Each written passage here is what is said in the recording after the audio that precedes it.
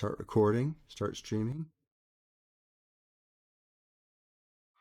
It hasn't, there, okay, it looks like it's working, Brian. So that should be all set then. All right, hold on 1 second here.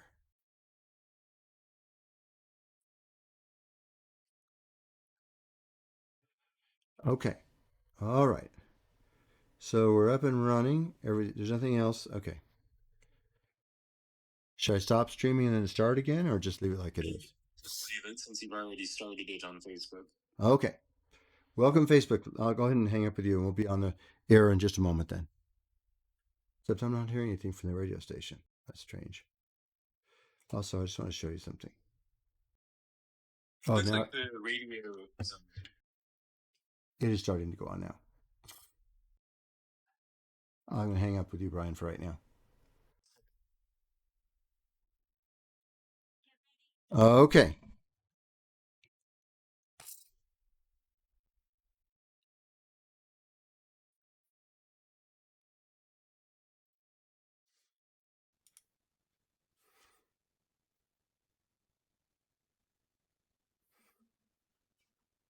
Good evening, this is Robert Sidell.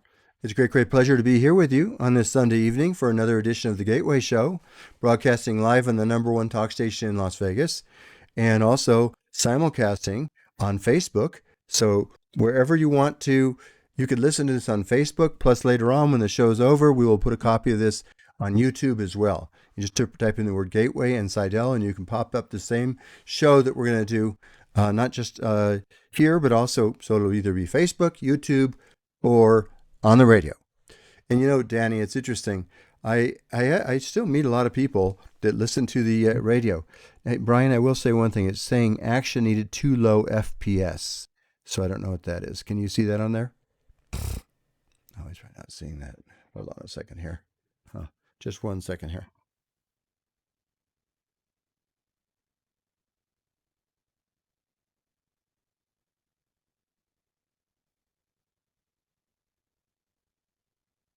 Just stay with us, folks. I'll be within 30 seconds.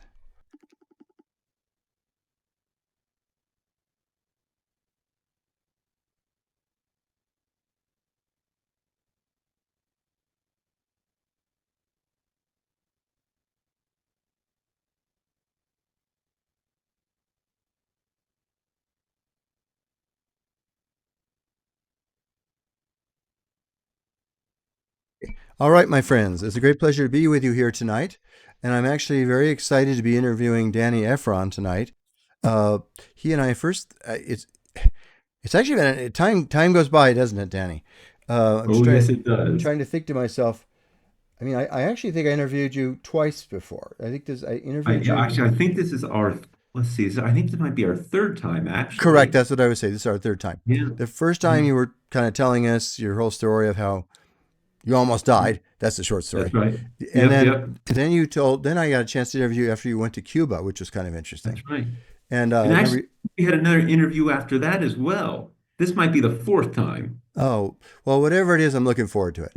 Me too. The reason why I'm looking forward to it is, and everybody listening, I encourage everybody to listen to this on the radio or whatever. And it's funny because, the radio, we don't really know exactly who's listening, whereas you do get some feedback directly on Facebook. Hello, Debbie, how you doing? But what's interesting is then I meet people and they say, oh, I really liked that show that was on the radio the other night. So people do listen, and they are definitely hearing it. That's for sure. So you're going to make a difference to some people tonight, Danny. I'm absolutely certain of it. Excellent. Well, appreciate you having me on. Well, no, I consider it a privilege to have a chance to interview you. You're an inspiration to me on all sorts of different levels. So I was very happy when you reached out to me. No, I do the show every single week with very, very rare exceptions. Been doing it. A lot of interesting people I've had on here. So Danny, tell us a little bit, for those of the people that don't really know your story. Tell them a little bit about your background and kind of what your story is. Well, I mean, my personal story kind of just begins, unfortunately with cancer. I am actually a 2-time stage 4 brain cancer survivor, glioblastoma, which is the most aggressive form of cancer. I'm also a stroke survivor. I'll talk about my story, more in detail. But, I've really used that as my calling card to really fight against adversity. I've kind of become a national figure in the cancer space with the American Cancer Society. I've spoken to members of U.S. Congress 4 times, two on Capitol Hill, two in when it was COVID virtually. I've helped pass over $10 billion dollars in cancer research and preventive medicine on a federal level, and also money on a state level as well. So I've really played a big part in that because it's something personal to me. It's something I'm passionate about, and I am proud to be a published author. I have my first children's book, and was an author before. This is my first children's book I have out that I'm very happy about. Started off as just a great inspirational bedtime story I told my son off the top of my head.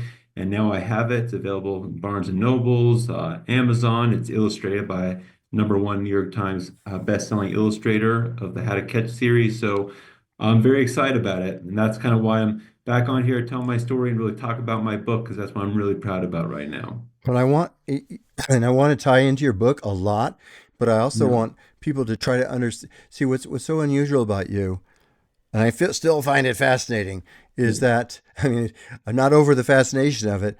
Yeah. So, what was it? 6 years ago or something, you were diagnosed with brain cancer?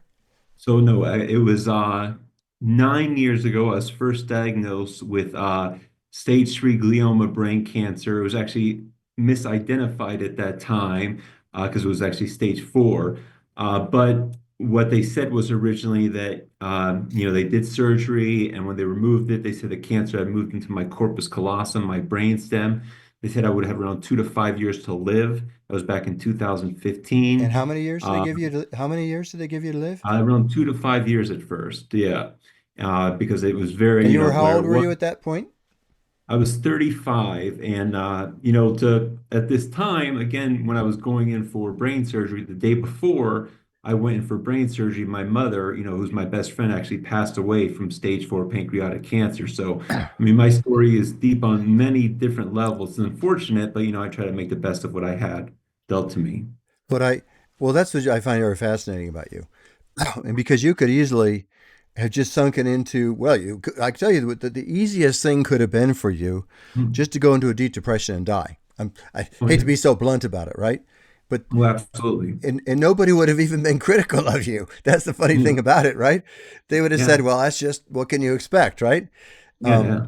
but I mean, so you're going along, and your closest friend is your mother, Yes. um, and then you're diagnosed, and I don't know exactly how long you had So to. how the timeline worked was I was having these major headaches for around 2 years, honestly.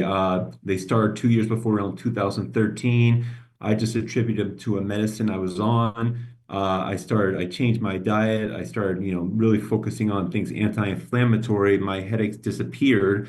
So I didn't have any headaches for around 2 years. Then actually, sorry, back up 2 years. When I originally had these headaches, I had a CAT scan, and they found a large inflamed ball in my head. And they said I would need emergency brain surgery. This was around 2013. And I said, no, there's no way I'm having brain surgery. I didn't know about this yesterday. So what And gave you such confidence when they told you that, to think you didn't need the surgery? I remember we talked about this before, well, but how did yeah, you know? yeah. I mean, it was. I mean, went to the urgent care, and 20 minutes before, I had no idea. So it was immediately, them saying I need emergency brain surgery that night. There was no way I was doing that. I had nothing, especially before I got a second opinion. And then when I did get a second opinion, they said that no, they were being a little Oh, dramatic, yeah. and I did not need it. And ultimately, I didn't have surgery for an additional 2 years because, like I said, I was able to. Take away the headaches by really just I used things like cannabis oil. I changed my diet, and I really focus on anti-inflammatory methods. I really focus on meditation. And for 2 years, my tumor actually was able to shrink. And the doctor said, "Well, it looks like something that you were probably born with in your head and became inflamed by some medicine you were on." But then fast forward in around spring of 2015, my headaches came roaring back. And what kind of led up to this is my mom was getting really sick at this time, and she was, my best friend, and I was all there to take care of her by myself. My mom was, a tough individual. She didn't want anyone to come and help her. She didn't want any nurses. So it was all on me. So the stress was really mounting. And I would go for scans, MRIs every 6 months to check up on it. Suddenly the headaches came roaring back, and I had to go in a month early for my next MRI. And in the 5 months, my tumor tripled in size and appeared active with malignant tissue. And that is what immediately prompted my first major brain surgery. So this is what I find very interesting about you, because if you could um, patent this, and that's a funny way of putting it, but if you Yeah. could use whatever it is about you as a person, you seem to Mhm. have a very strong will that's not Yeah. willing to surrender to being defeated. I mean, I don't know how else a better way No, to put it. that's not me. No, no, I was taught, I grew up in a family. I'm Jewish. My family, they fought to survive on all different levels. Whether it was the Bolsheviks, whether it was anti-Semitism, the early states, it was, I'm a fighter, and whatever gets dealt my way, I fight through. I'm not one to sit and gloat about it. I've never been that way. If something gets in my way, I push past it, and I look the same thing with cancer. I got a lot of stuff to live for. When they told me I had 2 to 5 years to live, I called baloney. I did not believe it. And again, I came back roaring back in 2022. And this was my lowest when I had a stroke as well, which left me blind and hallucinating. I But think that might be even then, something, that's something that happened since I've last talked to you. I don't recall you having had a stroke. yes, yes, that was a whole other ball game. And I could talk about that in detail, but I don't want to, go over you. So if you want to, I'll let you kind of lead forward still. Well, okay, so I'm just looking at you and thinking about you. So that must, what are you, about 38 then now or something? No, no, I'm 43. 43. Well, you look young, in spite of Well, thank everything you. you've Well, been through. yeah, And no, well, I take care of myself. I work out. I eat right. I've always it's always kind of been a ritual of mine. So in Judaism we say l'chaim, to life. That's what you focus on and making the best of it now, and that's what I've always have done. I'm really Mhm. glad you're bringing in a Jewish Yeah, perspective on this. I think that's good. yeah, Listen, let's be honest about it. Judaism was one of the truly great ancient religions of the world, right? yeah. It's probably one of the oldest, right? I probably. What is? Yeah, well, our calendar goes back, was it 5,700 and something? Yeah, probably Yeah, does. You know that better than me, but yeah, yeah. it certainly goes back a long time, and it's added a lot of tremendous value to the world in all sorts of Oh, different yeah. ways. Oh, And absolutely. and so actually, let's see. I do have to go to a break right now. We're going to dig all Okay. into this right after the break. I'll probably keep talking to you, but we have to make one little adjustment. My friends listening on the radio, please stay tuned. This is a show you don't want to miss. Danny Efron's got an amazing survival and thriving story. I don't even like the word survival, thrival story, right? That sounds better. That's So right. stay with us, and my folks will be back in just a moment. This is Robert Sidell. Stay tuned.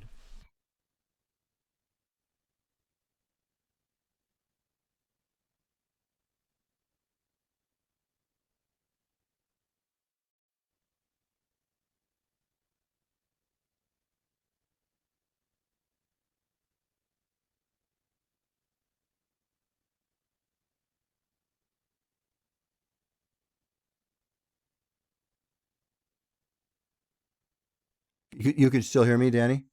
Yeah, I can hear you now, Okay, because we Robert. just changed Wi-Fi's because we were having a little bit of a problem. But does it look like we're at a better rate now, Brian? Yeah, it says 30. It still seems red though. But no, I think it's moving beyond that, the Oh, red. okay. Yeah, so that probably fixed it. Okay, okay. Yeah, so Stick, probably stick around for a few minutes anyway. ask your Facebook people to leave a comment. It seems smoother. Ask them if they hear it better. Yeah, if the video seems less choppy. For those of you on Facebook watching this, are you getting a clear picture as well as a clear sound? We had to switch Wi-Fi. If you're listening, just let me know. By the way, Marianne, it's great to see you on there. It's funny, Danny. I have people like Marianne. I mean, she's first listened to me about 20 years ago, and Debbie is very faithful. Debbie Hall. It's Oh, just yeah. very, very nice. Oh, and Marianne just said yes, she said she can hear it clear. All right, fantastic, Marianne. I appreciate that. Um, well, and Marianne has her own set of her own story, which we don't have to get into at this time. Maybe I should interview you some night, Marianne. Hear you tell your story too. But it's that's the whole thing to me, Danny, is how as human beings can we retain a will to survive and thrive in a world that sometimes seems to be saying it's not possible. You know what Oh I'm yeah. saying? Oh yeah, I don't know if we're live or not, because this is one story that I will tell you I'd like to be live for. I want to make sure because that is one that really shows where the to the point of where I was pushed, Hold on. You know no, what? We are live on Facebook, but we'll be back on the radio live in about 2 minutes. So I want you, since this is a special story, I want you to wait and share that story, okay? yeah, absolutely, absolutely. Because that's why I was really glad when you reached out to me because I find you very, very inspirational person. It doesn't matter. You never know what somebody else is going through. I've had Yeah, some issues I've had to deal with in my life, but a lot of us don't show too much on the outside, right? yeah, Uh, yeah. you happen to have an unusual gift of being honest about your situation, Mm. right? That's not, not everybody wants to be as open and forthcoming as you are. Do you know what I'm saying? Oh, no, absolutely. I mean, when when both my parents died of cancer, that's, something that fueled me going forward as well with my advocacy work. But I remember my dad never told anyone, keep everything very close to his chest. And that just wasn't me. When I first got diagnosed, I, publicized it and I got hit with an outreach of, a pouring of support upon me. And also people telling me about stuff to eat and different tricks and different treatments. So really, to keep yourself closed off, especially in this world that where information is flowing. And while there may be a great, you may know of a great, say, gamma knife treatment in Las Vegas, there's a gamma tile treatment in Arizona that is superior or, is in regards to what type of cancer you have, where it's localized. So it's good to share certain things. I work in the cancer space as well.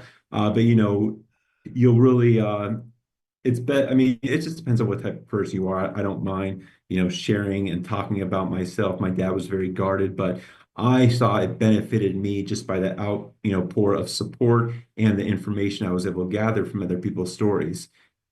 Now, did your dad pass away before your mom or after? Yes, so when I was, well, how it goes, when I was 7, I lost my grandmother to leukemia.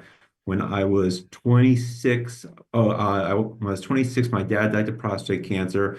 When I was 30, my aunt to ovarian cancer. And when I was 35, again, the day before I went in for major brain surgery, that's when my mom died of pancreatic cancer.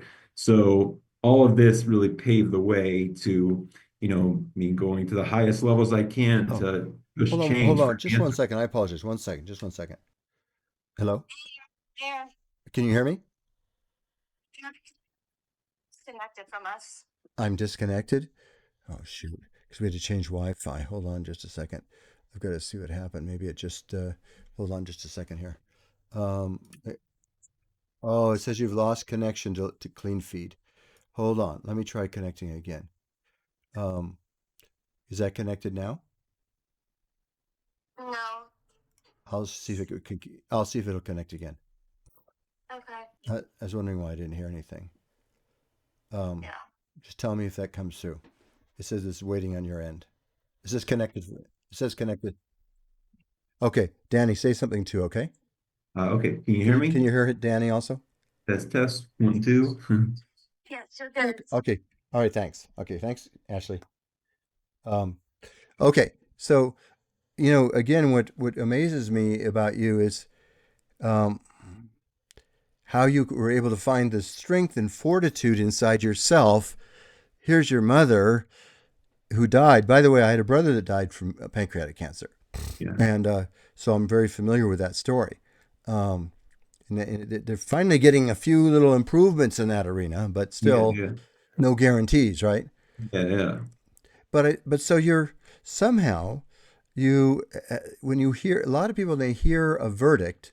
I mean, not a jury verdict, but a verdict from a doctor, so to speak. Yeah. They just accept it, right?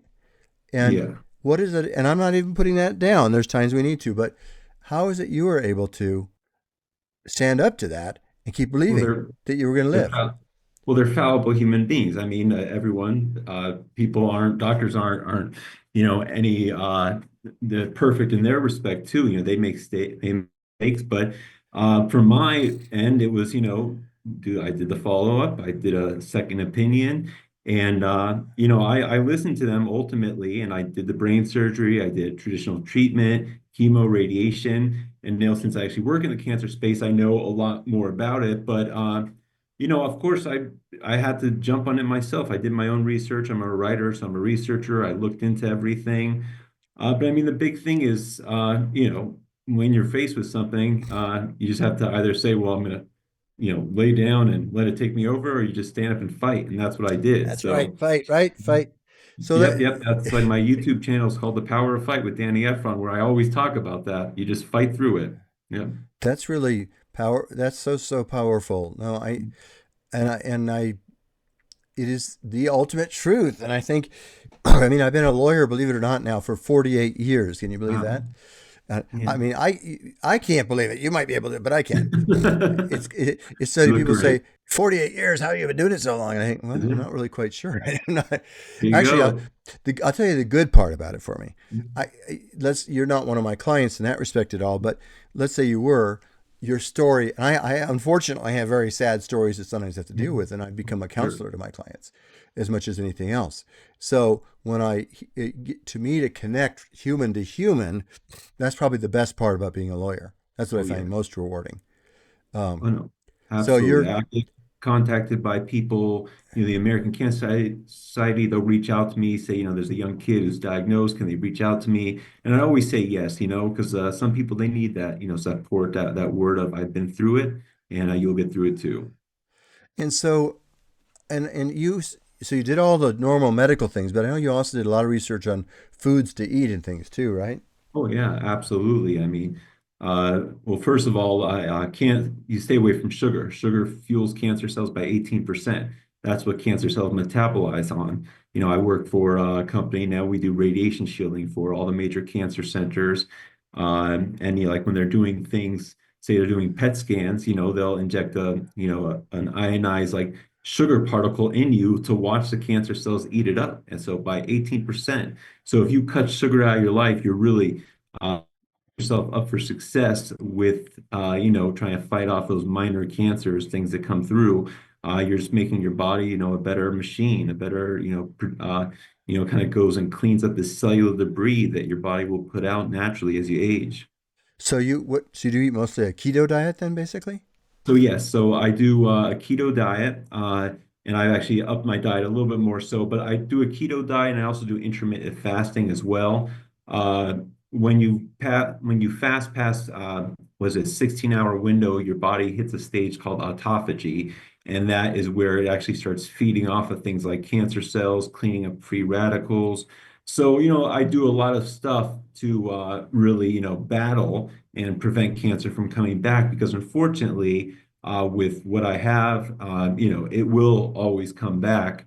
And that's why I fought so hard on such a high level to get, fight for a cure, fight for more money, fight for early detection. So, Hey, that's just yeah. for the fun of it. Just because I always like to challenge the possibilities of life. Maybe it won't come back for you.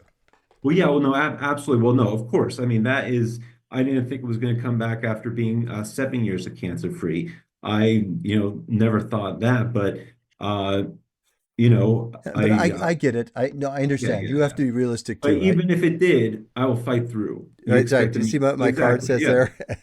that's right. No, exactly. And I don't just expect it. I make it. I go out and I do it. So You're yeah, a miracle worker. that's right. If you, Exactly. no, you are. I'm just thinking of myself. You just are a miracle worker. Yeah. Let's see. What was I going to do? Something else I was going to say to you along those lines. Um, yeah, it's like somehow you just have been able to keep. Oh, I know what I wanted to say to you. My recollection is that you got married and have some children. Is that No, no. Yeah, no, I never got married. I do have a wonderful son. He is incredible. Yeah, and he's the one who I wrote the book about. So yeah, he's a wonderful little guy. how Yeah, old's your so son? he is 7 now. 7 years old, yes. So that's a perfect illustration. Yeah. You were given a death sentence, really. I mean, right? Oh, absolutely, yeah. And now you have a 7-year-old son Oh yeah, no, because he's the you light of my because life. because you did not surrender to that. That's right. That's right. No, I would have never been able to experience the joys of fatherhood. I mean, which has been the greatest pleasure of my life. I mean, nothing. have I ever felt the, the love or just being able to feel present in a moment, than Uh, watching your child grow up and just it's amazing. um, it is amazing, isn't it? Yeah. And Oh then yeah. There's you're a more role than model too comparison. you're a role model for your son too. Oh I mean, wow, my son, I love that little guy more than anything, but yes, I am. I gotta be very careful with what I say because he's been copying me from day one. that's But interesting. yes, no, he is my biggest supporter, my biggest advertiser. I just spoke to his school actually, and he's the one who, told him about it, told him about me, told him about my book. So Well, tell yeah, okay while we're thinking about it, tell people the name of your book right now, and so the maybe name of my book is you could called post it on Facebook later on, okay? But Okay, go excellent. ahead. Yeah, I mean, the name of my book is called How Eddie Put a Smile on the Moon. My son's name is Eddie.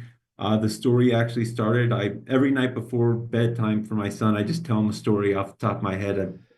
I've in my whole life I've been a storyteller. And I remember I told him this story and he got it from his toddler bed at the time, he was 4, and he was like, "Wow, Daddy, I want to watch that. I want to read that." And I was like, "Yeah, it was actually a really good story." So I went, I put it down on paper. I There was a guy who I really admired. He was, as I said, best-selling illustrator. I reached out to him, shared my story with him, and he was willing to illustrate my book. And fast forward, was that 3.5 years later, my book is now available at Barnes and Nobles. It's incredible. I'm very excited, and yeah, I mean, just the power of fight, keep pushing through, and make every day worth it. And that's kind of what I did. So yeah, it's called How Eddie Put a Smile on the Moon. You can get it at my website, dannyefron.com. That'll have links to Barnes and Nobles and Amazon. Both the hardcover and paperback version are available. And again, it's illustrated by Andy Elkerton. So if anyone has kids out there, I'm sure you're familiar with like How to Catch a Leprechaun, How to Catch a Unicorn. He's the one who illustrated my book. You know, you're just the very fact that you have innovated in the midst of this journey, where you could have very, very easily at any time just given up. Oh yeah, And absolutely. you know what? I'm not even here to condemn people who give up either. I really, really am not. I mean, sometimes people are just so discouraged by what they're facing that Yeah. it's hard for them to overcome that. But still, I like your idea, the fighting Jewish spirit, Yeah. right? And so absolutely no, I'm a product of, nurture with my grandparents, with my parents, and yeah, that's something I push through. But I mean, it's also my nature, you fall down, you get back up, something gets in front of you, you fight through it. Even when I was a little kid, I was always like that. And yeah, God forbid it ever comes back again, I'll fight through it again. So that's Uh, just my One of mindset, my good friends is Jewish, and he was raised. His family actually they were caught in a concentration camp in China. Yeah. Believe it or not, in World War II, his parents were or grandparents, whatever. And of all things, they fled Germany, got caught in a concentration camp in Oh China. God. It was a bizarre story. But when I remember talking to my friend, who's still a friend of mine, he's an attorney, and he says the lesson his father said is, remember, life isn't a straight line; it's a zigzag. And Yes. I, kind of interesting, isn't it? Oh yeah, yeah, no, absolutely, man. I heard that all through growing up, all those horror stories. Like I would always hear certain things like work hard, early to bed, early to rise, work like hell and advertise. Opportunity as it knock, it waits. Certain things, great little, Well, that's you good. know, We're yeah. going to go to a break right now, but I want to keep talking to you on these very same topic while we're on Facebook too. So, my Okay, friends, yeah. I'm talking to Danny Efron. If any of you want to know the key of success, Danny has it. If we just listen, don't give up. You have to be as tough as nails, right? I'm afraid there's probably no other answer, is there? Yeah, no, that's not an answer. I mean, it's sometimes it does get very hard, where you do feel like you're about to give up. And I'll once we're back on for everyone, I'll tell that part of the story because that was really the low point of my life, but it was also the turning point, which why I was able to battle through one of the toughest things of my life, which was when I had the stroke post my second brain surgery. All So, right. Well, we'll talk about that when we come back from a break. You and I can still yeah, talk during this break. So, my friend, you're listening to the Gateway Show and the number one talk station in Las Vegas. I'm interviewing a very unusual and hard driving young man, Danny Efron, who's also an author of a book for children, which sounds great. So, we'll be back in just a moment. And stay tuned for those of you on the radio. We'll be back in just 2 to 3 minutes. Stay with us. And those of you on Facebook, stay with us too. So, I'm just thinking to myself, what was I going to say? Okay, well, you can, I guess you can wait till we get back if you want. But I mean, so the stroke, I mean, was it the stroke just come out of the blue or was it surprise So or? no, so what happened was I was I had surgery. So what happened? See, I'll lead the way up to my second surgery. I was in Philadelphia on a business trip. Suddenly, I had a headache again, which was very strange. I had headaches, but nothing like this. Kind of felt like one of those headaches I had from before. And my next scan, lo and behold, there was new tumor growth. So I had to have brain surgery again. And thankfully, at this time, I was really well connected in the cancer space. I had already spoken to Congress, to a lot of very good doctors. So I was able to connect with some fabulous doctors in Arizona. I had some wonderful, treatment, had some breakthrough treatment, something called gammatile, which was amazing. But unfortunately, 2 weeks after surgery, and surgery, the recovery was going wonderful. Then suddenly I was in the bathroom, and I remember uh, I was reaching for the door handle, and every time I reached for it, I would hit a wall. And I'm like, wait a second.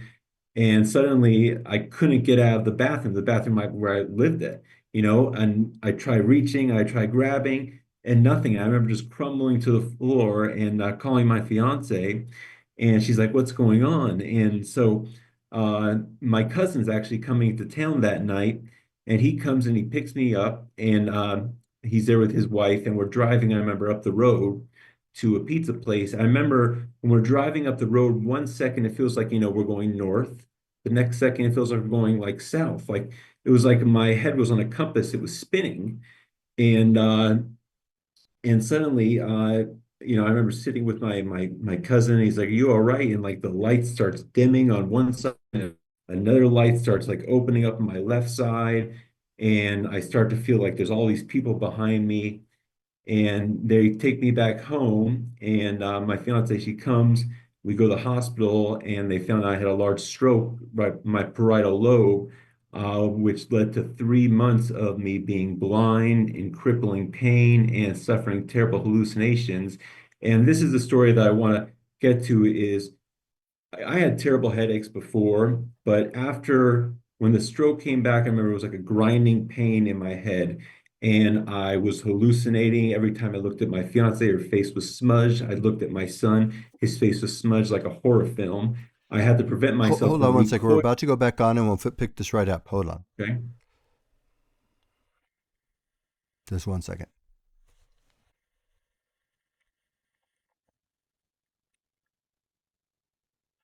Good evening, my friends. This is Robert Sidell. A great pleasure to be with you here on the Gateway Show tonight on the number one talk station in Las Vegas on every Sunday night, 6 to 7 p.m. I'm very excited to be interviewing Danny Efron tonight, who really is a true role model in terms of what it takes to thrive and succeed, even in the face of adversity. I mean, there's no other way to describe it. He's had brain cancer multiple times. Now he's also just sharing about a stroke he had. So tell us a little bit about the stroke, because the stroke you said was a new low point for you, right? That was absolutely, I mean, that changed everything. Yeah, as I was saying, I had my second brain surgery around 2 weeks after. My world started shifting on me. I started suffering crazy hallucinations. I'd look at my son, his face looked like it was smudged like a horror film. I'd look at my fiance, same thing. I remember looking at myself in the mirror and looked like my left side of my head was blown off with a shotgun. Oh, that's It weird. got, and I was suffering from crippling pain. I remember there was one night I was laying in bed with my fiance and thinking that I don't know if I could go through. This was my lowest point. This is the only time in my life I really ever felt this way. I couldn't think clearly because I couldn't see. And it wasn't like I just couldn't see visually. I couldn't see in my head. It was like my brain was kind of just all these different things were being Right. thrown in, and it was terrifying. I remember it would feel like there were skylights in like the half of the ceiling was cut out when I was always in a crowd of people, and just the pain was so intense. I remember saying that I don't know if I can go on, and that was, it was really tough at that time because that was a new challenge I never expected. I mean, just like simple pleasures. Like I'm a huge New York Knicks basketball fan, and I couldn't even watch the game, and it was just like it was terrible. And I had to prevent myself from recoiling around my son. He was acting like he had to be like my seeing eye dog, but I woke up the next morning, and I kind of resolved to fight through. And thankfully, I had fabulous doctors, and one of my doctors said, "Well, we can't keep doing the opiate thing because I was taking so many and nothing was working. So we actually did ketamine therapy." And ketamine therapy was the thing that changed everything in regards to the stroke. That was kind of when someone turned the lights back on. I remember after my first session, my pain in my head suddenly disappeared.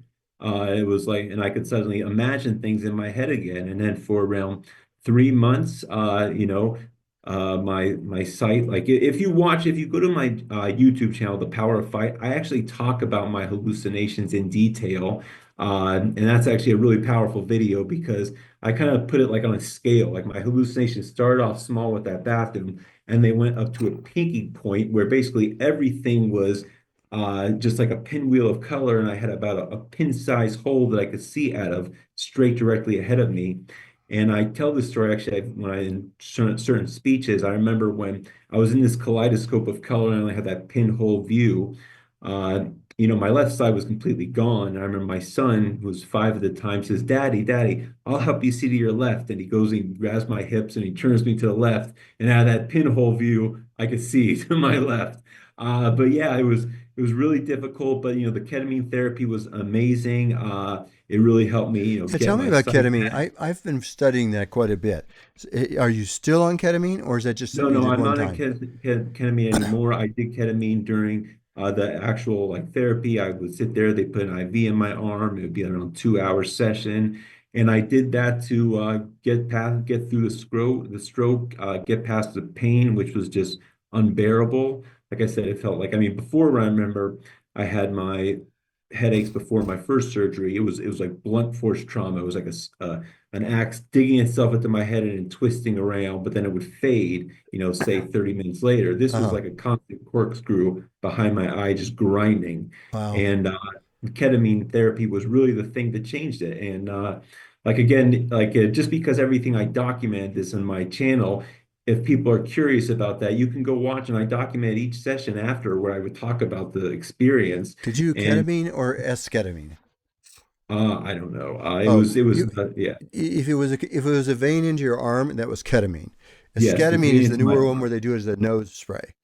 Yes, yes, yes. No, mine was a vein into my arm. It was intravenous. So I would actually go, they'd sit me back in a chair, and basically they would just run ketamine through me for around an hour.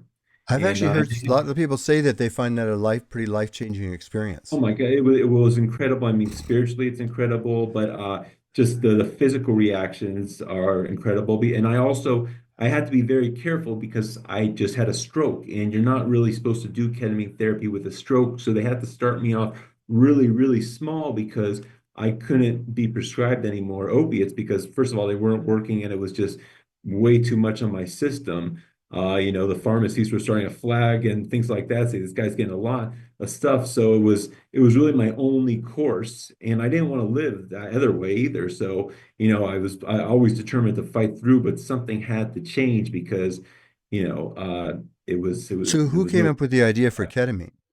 yeah.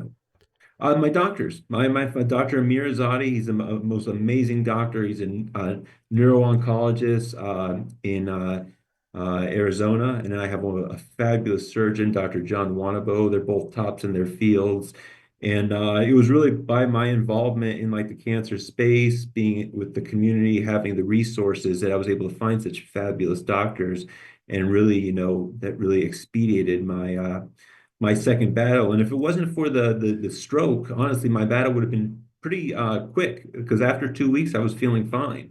I had when my first went around, I went through a linear accelerator where I had external radiation. This second time, I had a new treatment called gamma tile, which is a wafer placed in my brain. So as opposed to going to a treatment center 5 days a week and getting radiation therapy, there was already a radiation tile implanted in my head that had the same amount of dose in it for those still 6 weeks. So really, I was very lucky. I was very fortunate. And now that therapy is available, all over. So, cancer keeps moving, keeps advancing. I always like to quote something called the law of accelerating returns.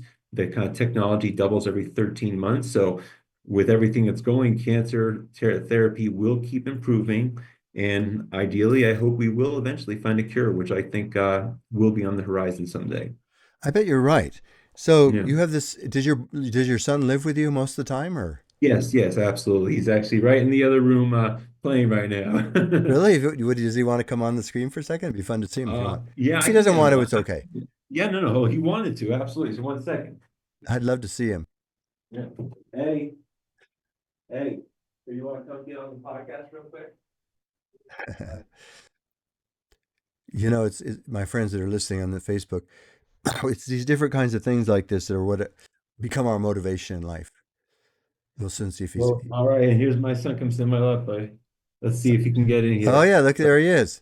There he Ah, is. you This look. is Eddie. Hey, he didn't tell me you were such a handsome little kid. Oh yes, he is. He's a handsome little Did you guy. take a He's a handsome pill smart little today? guy too. Eddie, did Yeah. you take a handsome pill today? That's right. And he's a smart little guy too. Very, very smart. I had him at 3 years old. I have actually a video of him rapping the opening line to Hamilton at 3 years old. Oh, really? This little guy, he was a talker from day one. I think with all the adversity I went through, this little guy came off very powerful, and he was with me through every step of the way, especially in my second battle of cancer. He was like my little saint. No multiplication, division, That's right. and some algebra, Yes, he does. and subtraction. Eddie, are you trying to tell me you're a smart kid? That's right. He is. No, he's something very smart little guy. Eddie, I'm, So, I'm so I'm so glad you actually came on, Eddie. I have my first grandchild now, by the way, who's actually 1.5 years old. But that's fun. That's a whole nother story. And but it's the same kind of thing. It's the renewal of life. It's the beginning. It's that's what keeps us going as people. absolutely, absolutely. And he even has his book out for him. That's right. Wait, hold that up Okay. for a second. Oh Yeah, no, let's see. Hopefully, there it let's is. see. There it is. See it perfectly. Yep. Oh, Oops, well, I go down a little. There Eddie. you Yeah, go. there it is. Perfect. Eddie, Yep. put a smile on the On the moon. moon. Yep. How Eddie put a smile on the moon. I know the camera's blocking it out a No, little, no, but that's yeah. right. But I could actually see it quite clearly. And later on, like I said, put it on Facebook, a connection to it also, so that Yeah, way yeah, people. absolutely. Yeah. I mean, everything could be found at DannyEfron.com, but absolutely, I will share that. So Eddie, I just want you to know, you're a nice young man, and it sounds like you've been very supportive to your dad. All right. Yes, he has. So why do you think what gives you all that strength to help your dad? Hmm. How old are you now, Eddie? 7. 7 years old? Well, maybe it's just simple. You love your dad. You think that might be part of it? Yeah. The little guy, he's usually never shy. Look at that. Really Yeah, shy. well, No, he's I don't really feel like you're being shy, to be honest with you. But you don't know who I am, and so Yeah, who are you? who am I? That's what I always ask. I look in the mirror. Who am I? Who am I? That's right. This is Robert Sidell. He's a longtime friend of Daddy's. Robert Sidell. Yep, he's a lawyer. That's right. That's right. In fact, I have a book myself. Pronounce his last name. See this little here? This is a book I wrote. Yeah, Whoops. He also made a book? yeah, he did. Yep, The Yeah, it's about how Gateway. to be open to miraculous possibilities. That's right. And So, they're uh, wrong. yeah. That's Yeah, right. you said there was some saying you were told, like you have to advertise in life or something. What was the saying you were told? Oh, my dad always said, early to bed, early to rise, work like hell and advertise. I Yeah, like that. Early to bed, early to rise, work like hell, and advertise. that's right. Oh, That's right. I got to go Yep. to a break now. They just told me. So we're going to a break. Stay if you want. Stay with me, Eddie. And I have two good friends that are going to be coming on. At least one. They'll join us in the last session of the show. So this is Robert Sidell. You're listening to the Gateway Show. Having a good time talking to Danny Efron and his son Eddie. And we'll be back in just a moment. Stay tuned, my friends. This is Robert Sidell. Yeah, you go back there. There we You know, go. you're just reminding me. This is beyond your era, but there was a show. I'm trying to remember what the name of the actor was, but it was about Eddie. It was the name of his son. Do you remember that show? Yeah. You don't know that? I don't know. I probably do. I'm very familiar with like old with pop culture, and especially from going back to the 20s, the 50s, This would all have been a that. show in the 60s or maybe the 70s. It's I'll see if I can find it. Something about Eddie. Let's see. Show about Eddie. Just a second. It's called. Oh, no, it's not. It's not popping up. Huh. Um, well, anyway, doesn't matter. But but Eddie, I think it's fun. You seem to be a happy little kid. And what's your favorite drink? What do you like to drink? Well, hmm, I would say water, but my second is any juice drink, like anything with sugar. You like juice drinks, eh? That's right. Well, Yeah. he likes sugar. Well, he was with because before my second go around where I really cut out sugar, I used to always keep like little candies on my desk. So this little guy likes sugar. Well, Yeah. sometimes in your life, I don't think it's a problem. Kind of Yeah, Oh just yeah, no, no, not at all. yeah, Especially when you're yeah. little. Water's my favorite. Very good. well, That's water's definitely. See, I'm drinking water myself right now. that's right. Stay hydrated. Hydration's a big part of it. That's right. All my water comes right out of the ground here. I'm on a well, Oh, so really? Oh, yeah, wow. I Very live cool.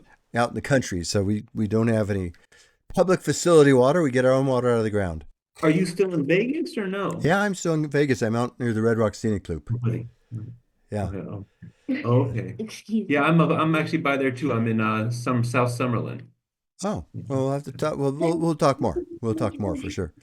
Yeah. So, well, we'll soon find out if my other sometimes what some of the people connecting have had trouble connecting in. I don't know why. They've had some internet problems, but we'll soon find out if we're going to have them connected on in a second or not. If not, we'll just talk to you in the last few minutes. Yeah, no worries. But you're Who's both. gonna Oh, come okay. on? Here we come. Here comes my Okay. friend Ernie, Reverend Ernie. Oh, I know Ernie. Absolutely. Hi, Ernie.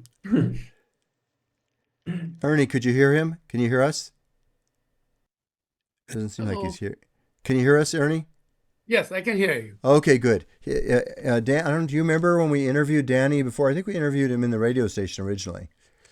Um, but yeah. So yeah, this time you have a good connection, Ernie. That's good. Ernie is one of those people too. He never shows his age. He's like, now you're what, 79 or something? Wow. Yes. Oh, excellent. He moved here when he was like 18 years old or something like that from India, right? Yes. Oh, we're coming Yes. back on the radio. So hold on a second. Here we come. All right, my friends. This is Robert Sidell, The Gateway Show. I'm really loving this show. It's been good for me tonight to listen to. We now have Reverend Ernie, the famous Reverend Ernie, the Indian sage, is here with us. But we also have Danny Efron and his amazing boy, Eddie, and who's here too. Look, he's got his thumbs up like that, right, Eddie. You got it. That's a secret, right? You got to have your thumbs up, right? Yeah. And so it's been fun. Danny's been sharing his story, really, of an amazing journey of saying, "Hey, I want to be here in this life. I'm going to fight for it. I'm not giving up." That's the oversimplification, isn't it? Oh, here No, comes. absolutely. I mean, that's the thing. You got to keep fighting. Everyone gets dealt, bad cards in their lives. It's just that's part of living. But it's really how you deal with that. I mean, you don't let it defeat you. Push through. Really try to make the best out of what you're dealt with, and that's why I struggle all the time sometimes as well. But I always try to be positive. I love there's a great quote by Dr. Wayne Dyer, the former Dr. Wayne Dyer, saying, if you change the way you look at things, the things you look at change. And I'm a firm believer in that. I think words have power. I think thoughts have power. And I think that really how you look at the situation can really predict the outcome. Well, you know what? I like Wayne Dyer. I always liked him. I met Oh, yeah. met him when he was fairly young, and then towards the very end of his life too. Oh, Now we yeah. have Janet here too, Reverend Janet. I don't know if you can see them on here. Well, hi, Janet. How are Janet, you? I've known Hello. Janet was actually and I have been friends for about 40 years now, or something like that. We don't really like to admit it, but and she actually took care of my dad the last several years of his life in his home here in Vegas, which was really nice. And then Reverend Ernie and I met about 10 years ago. Actually, it's even more than that, isn't it, Ernie? We just don't want to Yeah, admit that 11, either. over 11 now. Yeah, 11. And Yeah. Ernie is, both of these are both ordained ministers. I don't know if you've had a chance to hear Danny's story, but it's a true story about not giving up. I don't know any better way to summarize it. Don't give up, right? Is there right. any better way to summarize it? No. I mean, that's it. Don't give up. I mean, keep on fighting. Like I said, that's my channel, The Power of Fight. It's you just push through adversity. If you fall down, you gotta get back up. And no matter how unpleasant it is, if you want to keep going, you just gotta keep fighting. Really. That's if any of us just remembered that one message, it could change our lives forever. So, Reverend Yes. Ernie, you have a prayer for us tonight? Yeah, thank you, Robert. Yes, I do. The prayer topic is don't give up. The best is yet to come. Dear God, we give gratitude and thanks for this blessed day and for this miraculous life. We pray that we open our hearts to believe in the infinite love and the divine spirit in each one of us. We have complete trust and faith in God to bring peace, joy, prosperity in our lives, and the best is yet to come. Lord, guide us to be in awareness to acknowledge our walk through life by trusting great divine spirit, and which in turn inspires our daily life, and to be a testimony to share God's miracles with each other. We pray for each one of us for the best is yet to come, and that everyone in this world will experience creating heaven on earth, and so it is. Amen. Beautiful. Amen. Ernie does these beautiful prayers like that every week, and so does Janet. Now, what do you have to share with us tonight, Janet? Well, mine's not always a prayer. Mine's are just thoughts, basically. So I was listening before we got on. So thank you for your incredible story and your energy to continue to, you know, that you embrace life. Let me say it that way. So I'm reading for daily work from the Daily Word, and this is really, I think when you have any kind of illness, sometimes this is what it's like when you start changing things, in your life. So this is, I am awake and fully present to life. And it feels like what I'm about to say, awakening from sleep. I pause for a moment to feel the energy of a new day. Birds outside my window sing a greeting. My still closed eyelids sense the morning light, letting go of the delicious relaxation of sleep. I stretch my limbs, open my eyes, and rise from my bed. Awake, fully present in mind, body, and soul to each and every activity of the day, and to each person I meet, I feel truly connected. I engage fully with my daily work, study, prayer, and recreation. I notice details in my surroundings and see expressions of love and kindnesses I may have overlooked. Each moment becomes more vivid and meaningful. Nothing feels ordinary when I am fully awake. My life is a journey of discovery and appreciation. And then from Mark, and what I say to you, I say to all, keep awake. I'm sure it made you more awake. Yeah. True? Yeah. Oh, yes. No, absolutely. No, I mean, when life hits you like that, you you have to open your eyes, or else you're not gonna go very far. Did you two see his young boy, his young son? That was fun. I don't know if you had a chance to see it or not. Yeah, I did. No, I did. That's Yeah. fun. He's a cute little kid. Oh, he is. He's a great little guy for sure. Well, what I hear people say is what really motivates us in life, you have to have a why, some sort of why, right? Well, absolutely. Yeah, And Simon your Sinek why is love Eddie, that. Yeah. Oh, mostly. absolutely. Oh, yeah. No, he is. He is my why for sure. I love that little guy, and yeah. No, I strive to be my best for him always. I'm sure there's other things too, but that's sort of the center Of part, course. I'm quite sure. Yeah, no, of course. I mean, everything I do, like if you look in the beginning of my book, I honor my parents.